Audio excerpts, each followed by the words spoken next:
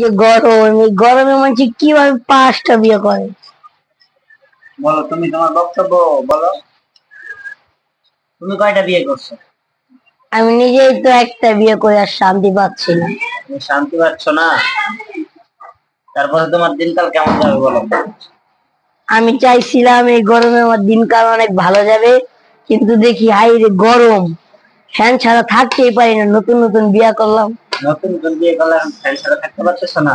তারপরে কারেন্ট গেলে তোমার অনুভূতি কি? কারেন্ট গেলে আমার বউ তো একেবারে ছাদে উঠে বসে থাকে। ছাদে উঠে বসে থাকে? কারেন্ট গেলে কি কি বলে গালি দেয়? সারা বিদ্যুৎ কখন না কখন যায়, আসবে না কখন, কি করি? এই ভিডিও একটু কাটা দিবা। তারপরে মনে করো বিদ্যুৎ কোম্পানিকে তুমি কিছু বলো এই গরমে। ওদেরকে বলার কিছু নাই, কারণ ওদের প্রত্যেকটা ঘরে একটা করে জেনারেটর লাগানো আছে।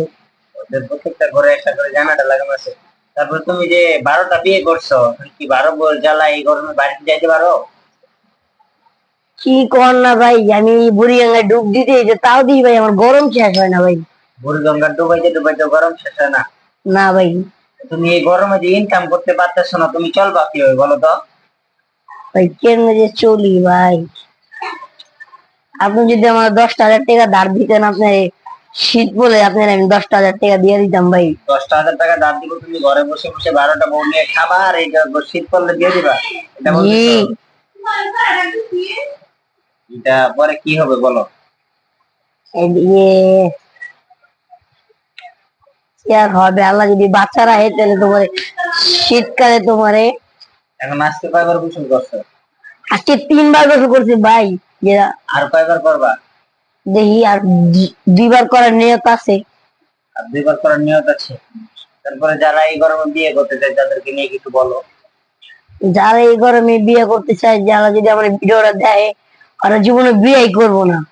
হ্যাঁ, জীবনে বিয়েই করবো না? না ভাই। তুমি গরমের মধ্যে কিভাবে চিত হয়ে থাকো একটু দেখাও তো। আরে ভাই, এত কিছু দেওয়ার সময় নেই ভাই। দেখাও এত না। গরম লাগতেছে, চলেন ভাই আমরা ছাদে থেকে ঘুরে আই। এই গরমে আর বাচ্চা গেল না।